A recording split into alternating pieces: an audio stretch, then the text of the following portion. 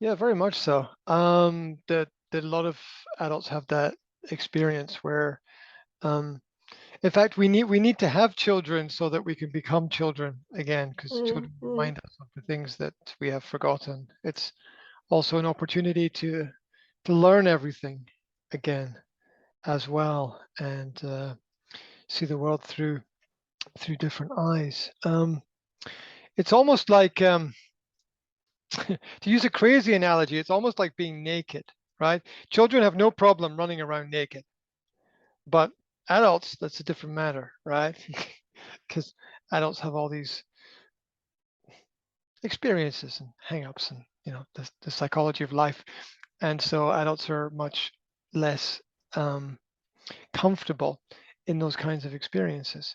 And I think that adults need to involve themselves in children's activities in order to connect with the children and to remember themselves what it's like to be a child, because a lot of a lot of experiences for children are designed by adults,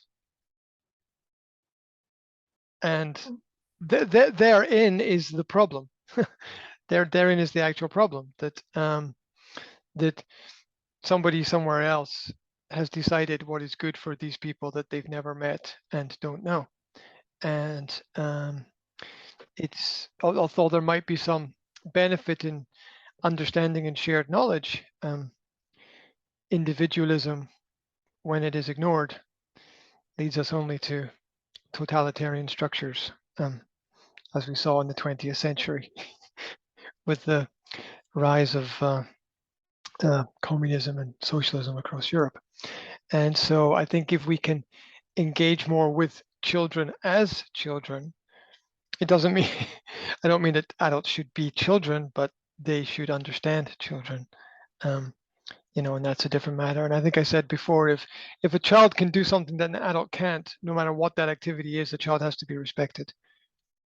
If the child can climb the tree but the adult can't, then you have to respect the child for climbing the tree. Got to understand that that's a really beneficial experience, for the child to be having. If the child can play the game but the adult can't, then the adult has to respect the fact that the child can play the game. And children learn quickly. And I was reading about chess last week, and a lot of the a lot of the masters who are great at chess are great from a very early age. They start at the age of 3, 4, 5, and they're winning competitions at the age of 5 and 6, like Mm-hmm. international competitions at the age of 5 and 6, talking about beating the greatest minds in the world at the age of 5 and 6. And we still think of these children as children, and yet they can acquire more complex thought patterns than adults, than all adults, in fact. And um, that dovetails or connects together with the subject of education and human development, and um, the difference between limitless thinking and limited thinking, um, which is one of, I think, the greatest problems that we have today. Is that, who was it that, which famous person? Was it Einstein that said that the thinking that discovers the problem is always different from the thinking that solves the problem? Mm-hmm. Because everyone can see, well, not everyone, I suppose, a lot of people can see that there's something wrong, but to actually find a solution to that requires a completely different approach. Yeah. Externally, everyone can see there's some problem with education because there's some problem with everything everywhere, right? But actually finding a solution that will work the majority of time for the majority of people is really complicated, and it's rare. Hopefully, the great minds in education will be doing that over the next 20 to 30 years.